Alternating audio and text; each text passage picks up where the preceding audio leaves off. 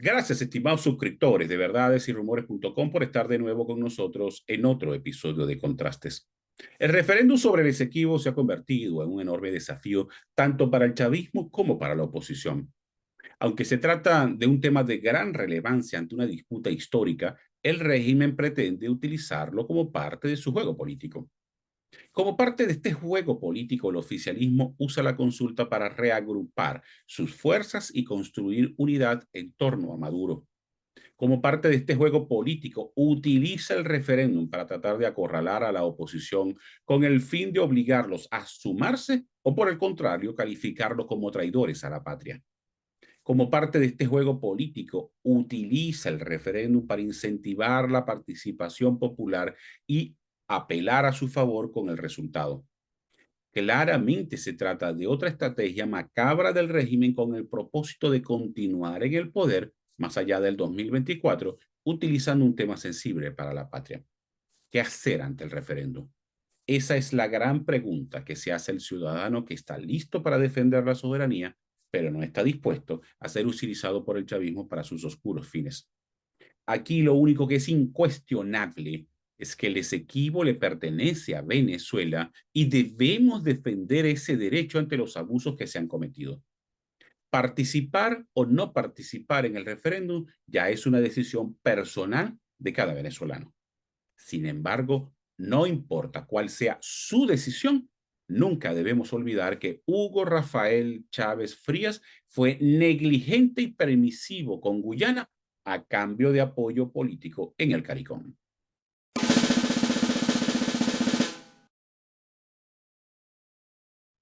Hoy converso con Sergio Urdaneta, abogado constitucionalista y especialista en el conflicto limítrofe por la propiedad del Esequibo. Ya regresamos.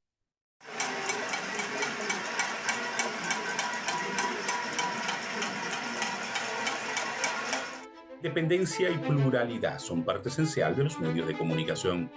Por eso, desde hace 10 años, nuestra filosofía en Verdades y Rumores se basa en la independencia y pluralidad. Creemos en denunciar la corrupción y arbitrariedades del chavismo, pero también creemos en denunciar las atrocidades de algunos opositores. Creemos que una verdad, por más dura que sea, es más saludable que una mentira prefabricada. Somos un diario digital al servicio de la verdad en Venezuela. Somos un medio dedicado a defender la honestidad y los valores de nuestra patria. Somos Verdades y Rumores, 10 años al servicio de Venezuela.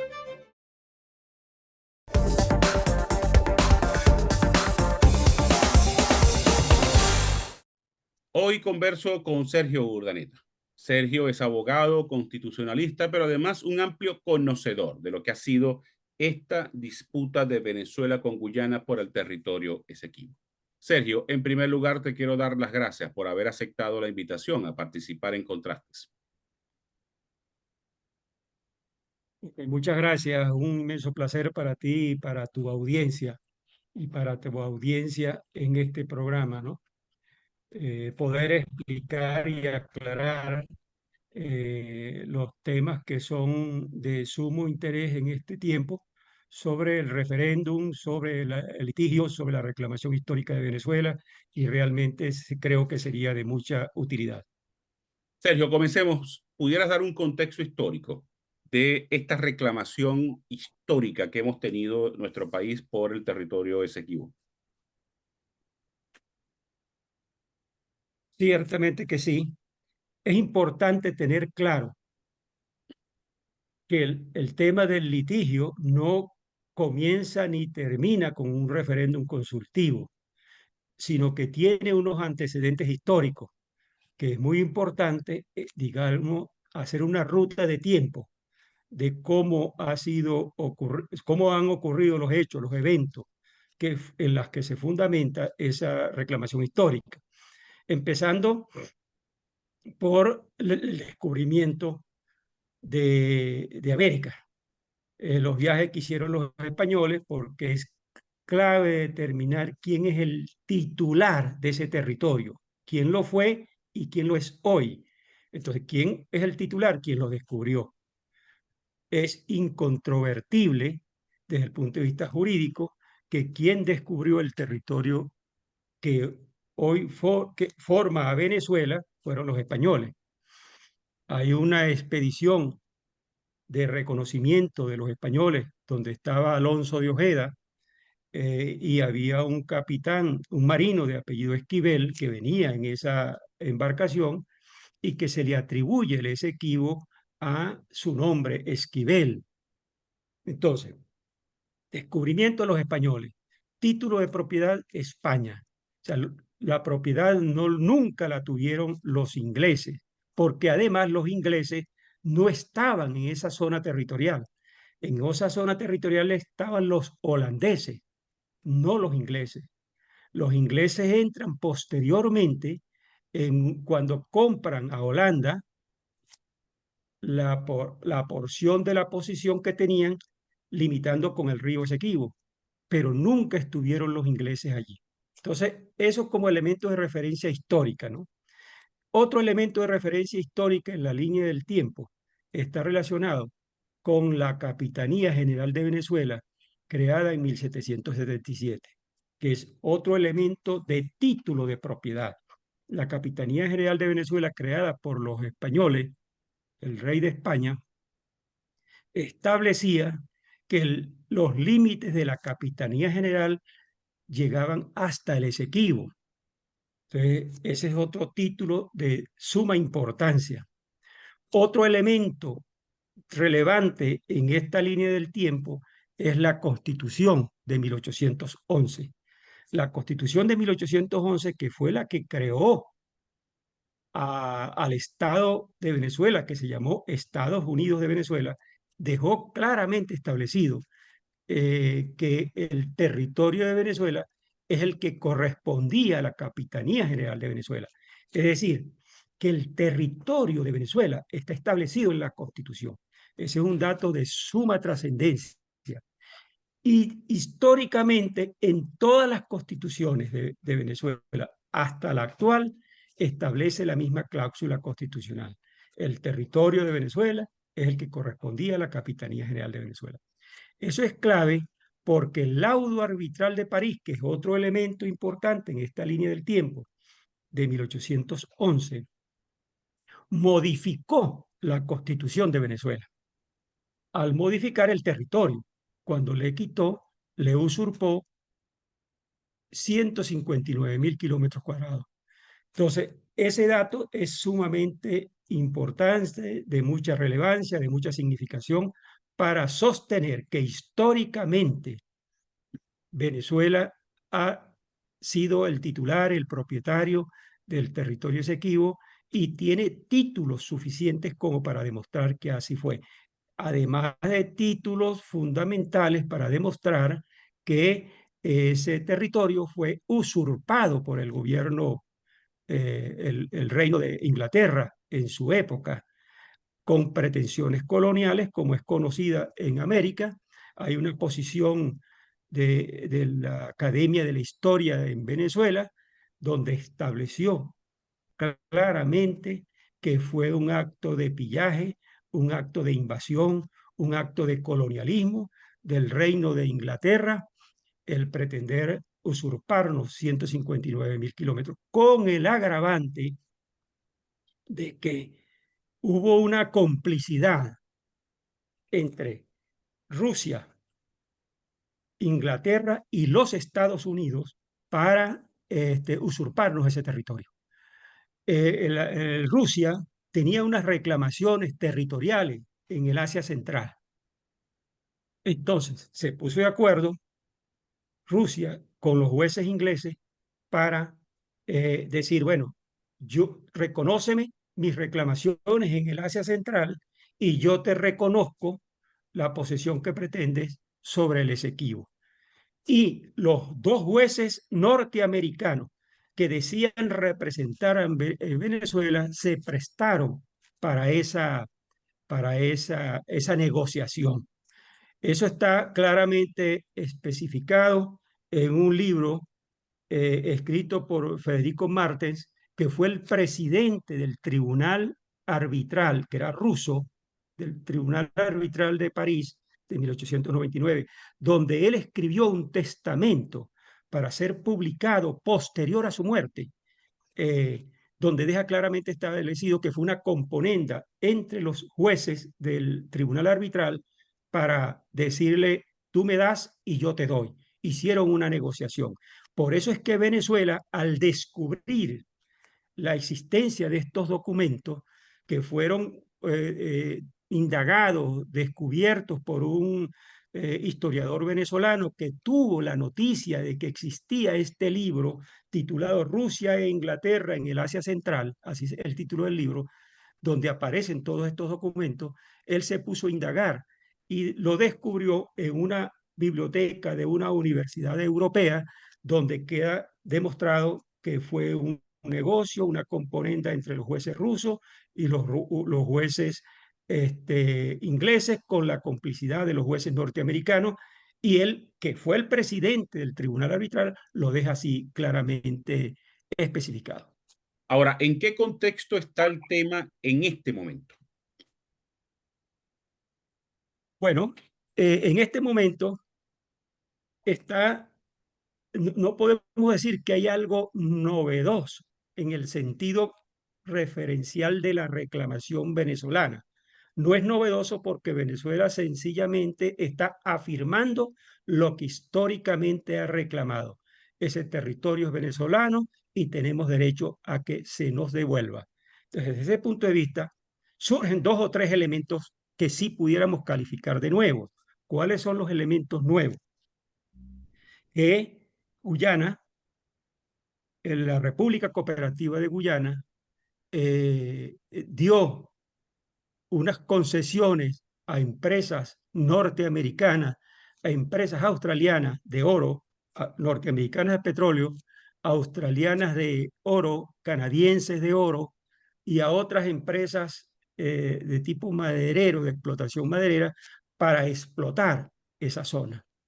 Venezuela, cuando dio la República Cooperativa de Guyana las primeras concesiones, hizo su reclamo, hizo su protesta, y esas concesiones en esa época fueron Ujú. paralizadas. Lo que hizo valer, pues, lo que históricamente Venezuela venía reclamando: ese territorio es mío, tú no lo puedes. Posteriormente, el gobierno de la República Cooperativa de Guyana insistió en dar concesiones de exploración, no así de extracción, porque todavía no se ha hecho la fase de extracción, pero sí de exploración en las áreas marinas y submarinas, a la empresa ExxonMobil. La empresa ExxonMobil, eh, que inicialmente se había abstenido de seguir haciendo esas exploraciones, ahora sí, porque tenía información ya científicamente probada de que habían grandes yacimientos de petróleo en las aguas marinas de esa zona. Entonces, eso alertó nuevamente la controversia, porque a pesar de los reclamos reiterados de Venezuela, este, los norteamericanos, las empresas norteamericanas, siguieron explorando, a tal punto que hubo un incidente donde la Armada venezolana detectó a uno de esos barcos de la ExxonMobil que estaba explorando allí, y lo abordó y lo retuvo, porque eran dos barcos. Uno logró huir, pero uno, la Armada venezolana lo logró apresar y lo remolcó y lo llevó al atracadero de la Marina en Margarita, y allí estuvo y se armó un conflicto. Ese es un acto, parece aislado, pero no es aislado, es un acto de soberanía del Estado venezolano al detener a ese barco. Claro, hubo muchas presiones para el oficial de la Armada que lo detuvo. Él no se resistía a no liberar el barco, pero hubo presiones del gobierno para que lo liberara, y al final lo liberaron. Entonces, pero quiero destacar ese acto de soberanía de la Armada venezolana en defensa de las áreas territoriales, de las aguas territoriales de la fachada atlántica.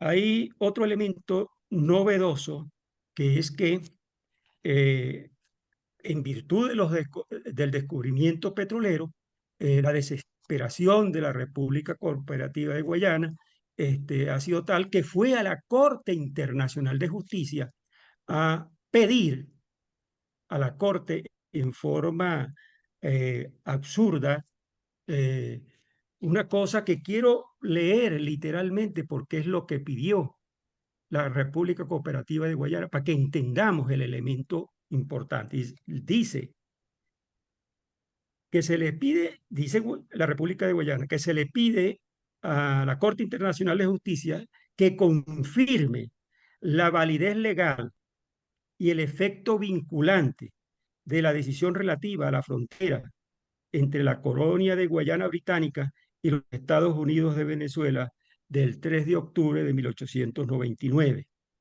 Y adicionalmente, como cosa definitiva, le pide Guyana a la Corte que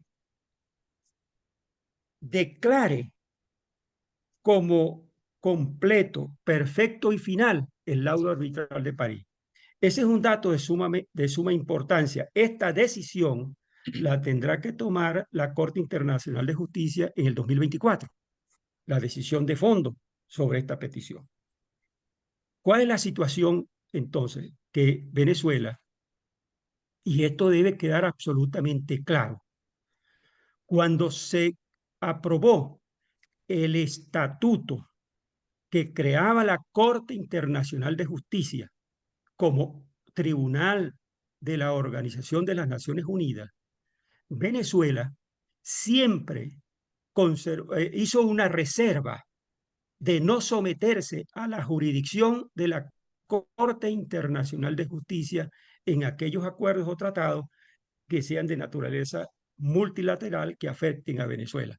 Así lo hizo en el Acuerdo de Bogotá, así lo hizo cuando se aprobó el Acuerdo sobre Derechos del Mar. Venezuela no se adscribió a la jurisdicción de la Corte Internacional de Justicia. Eso es importante porque uno de los argumentos que sectores de la oposición venezolana y algunos intelectuales y académicos dicen que debemos ir a la Corte Internacional de Justicia, de presentar nuestros alegatos, de presentar nuestras pruebas, pero si Venezuela no está adherida a la jurisdicción de la Corte Internacional de Justicia, Venezuela no tiene por qué ir a la Corte Internacional de Justicia a presentar ningún alegato. Esa es una pretensión que unilateralmente presentó la República Cooperativa de Guyana al, el, a la Corte Internacional de Justicia. Y otro elemento es nuevo y novedoso, es que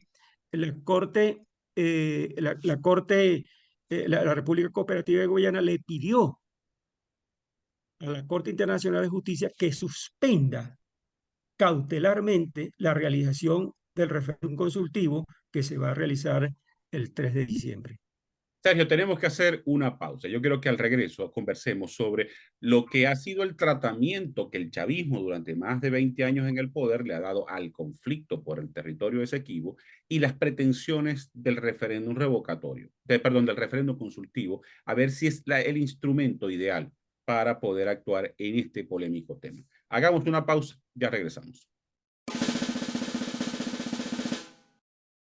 Estimados suscriptores de verdades y rumores.com, si usted tiene dificultades para ingresar a nuestro portal como consecuencia del bloqueo del chavismo, solo siga las siguientes instrucciones. Ingrese a la Play Store de Google y busque la aplicación Intra. Luego pulse el botón para instalar.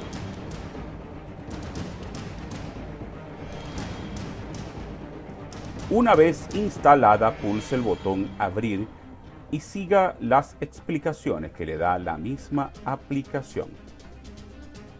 Una vez Intra esté activa, usted podrá ingresar sin problemas a verdades y rumores.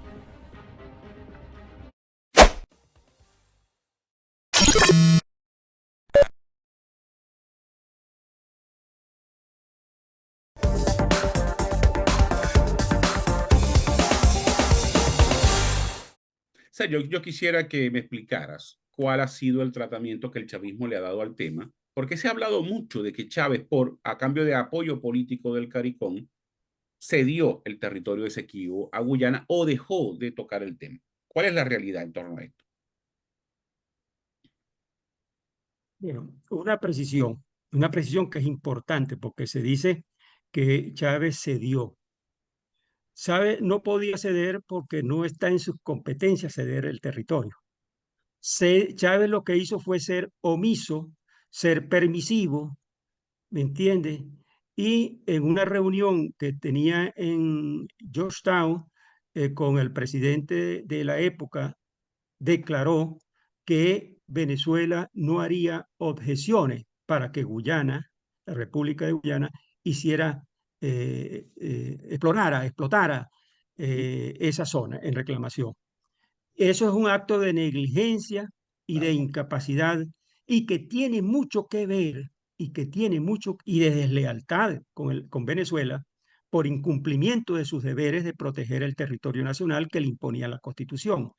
Pero ese dato hay que rescatarlo para ver el tema de la oposición en cuanto a participar o no al referéndum consultivo.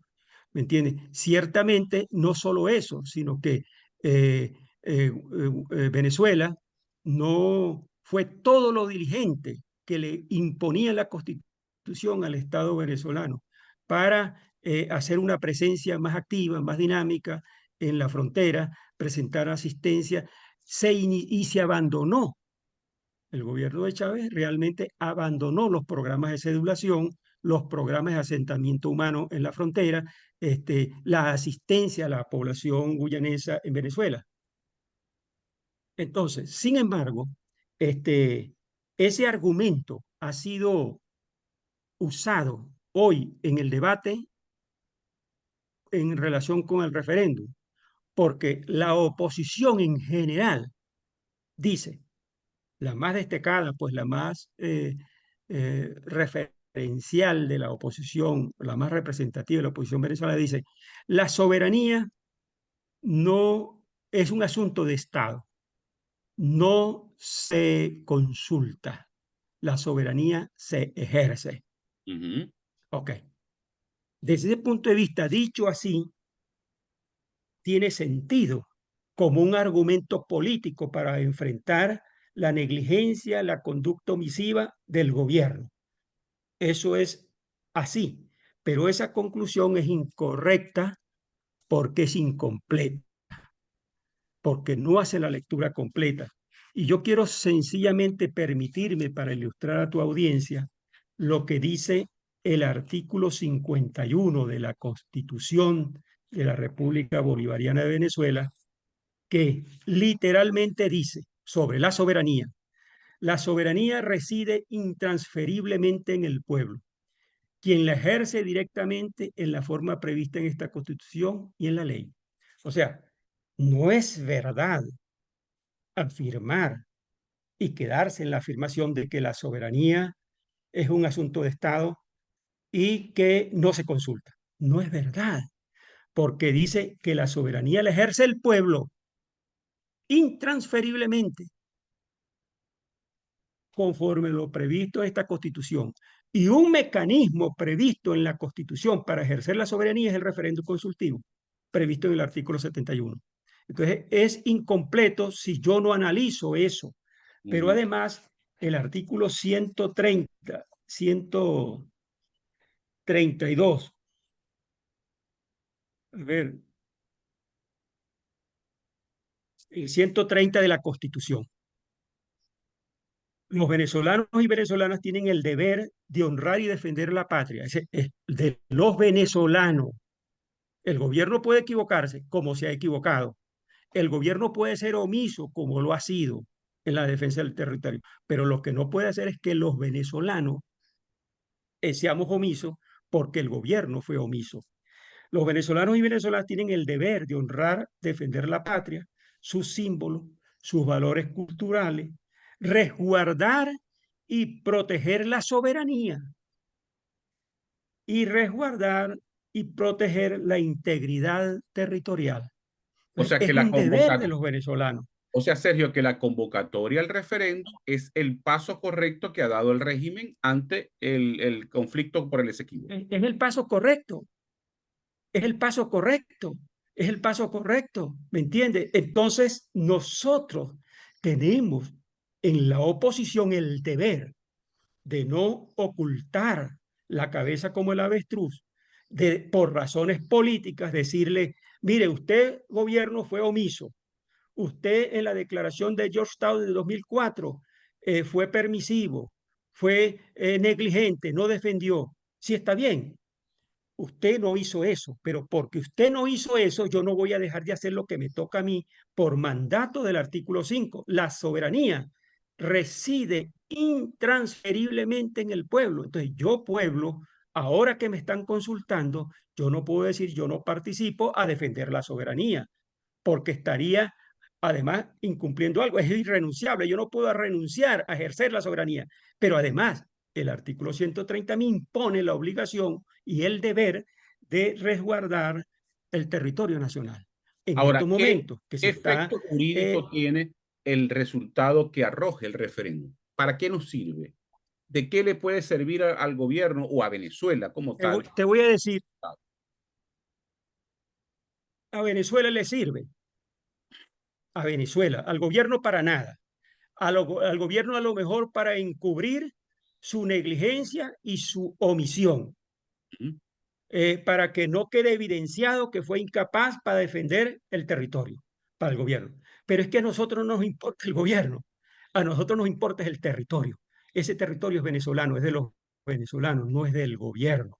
Entonces, ¿para qué sirve? Bueno, proyectar al mundo de que el pueblo de Venezuela le dio un mandato al gobierno para que cumpla lo que ha dejado de cumplir.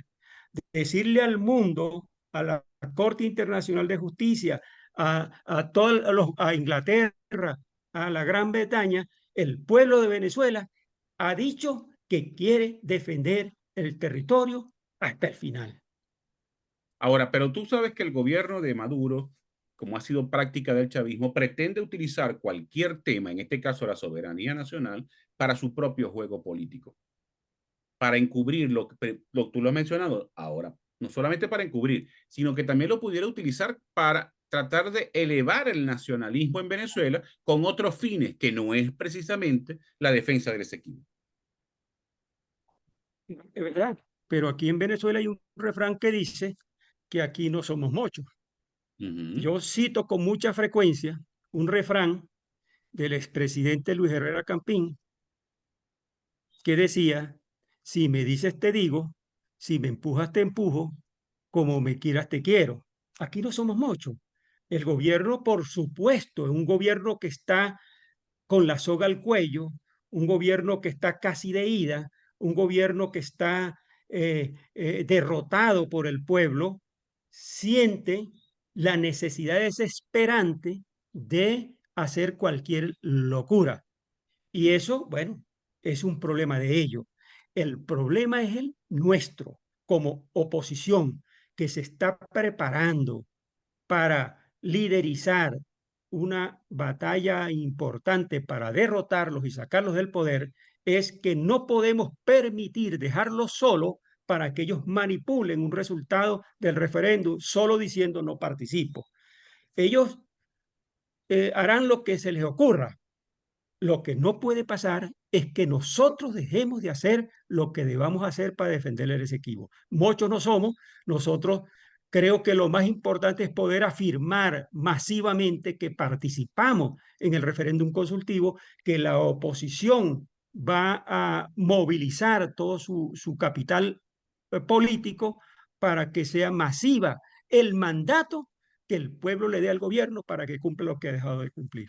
Sergio, tú acabas de mencionar que el gobierno es capaz de de cometer cualquier locura. A mí me preocupa muchísimo la redacción de la pregunta número 5, porque a mi criterio, yo no soy abogado ni soy experto en la materia, pero esa pregunta facultaría al régimen para ocupar militarmente el Esequibo, lo que generaría un enorme conflicto regional y pudiera ser utilizado para fines políticos como, por ejemplo, posponer las elecciones presidenciales. Ese es un planteamiento que han hecho los especialistas, los expertos y tal.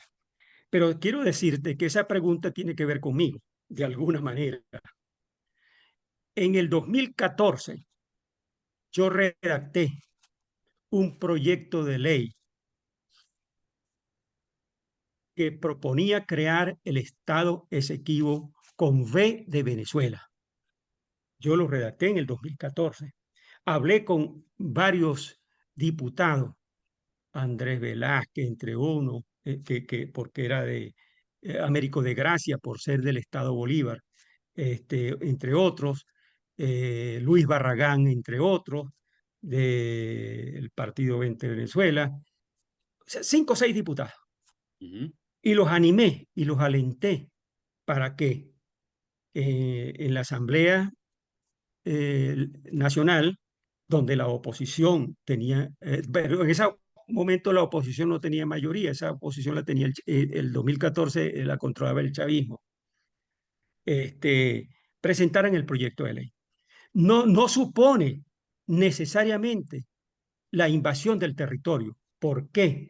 Porque en el proyecto de ley establece que el territorio del eventual Estado Esequibo con V de Venezuela se conformaría por lo que la parte del territorio que hoy forma el municipio Sifonte del Estado Bolívar y los 159.000 kilómetros del territorio en reclamación, con la idea de darle un soporte territorial desde el Estado Bolívar, donde se podría crear una sede de un gobierno estatal, donde podría funcionar un consejo legislativo estatal, donde podría desarrollarse todo un programa de asistencia a los guyaneses que están Sergio, ya en Venezuela disculpa que te y a los que interrumpa. pudieran venir. Sergio, disculpa que te interrumpa, pero una cosa es tu buena intención en ese proyecto de ley, cosa que no cuestiono, y otra cosa es lo que puede hacer este gobierno, que tú lo acabas de decir, es capaz de cometer cualquier locura. Está bien, está bien. El mandato, el mandato del pueblo es defienda el territorio Esequibo. Usted no lo ha defendido. Usted ha sido omiso. Usted ha sido permisivo y negligente.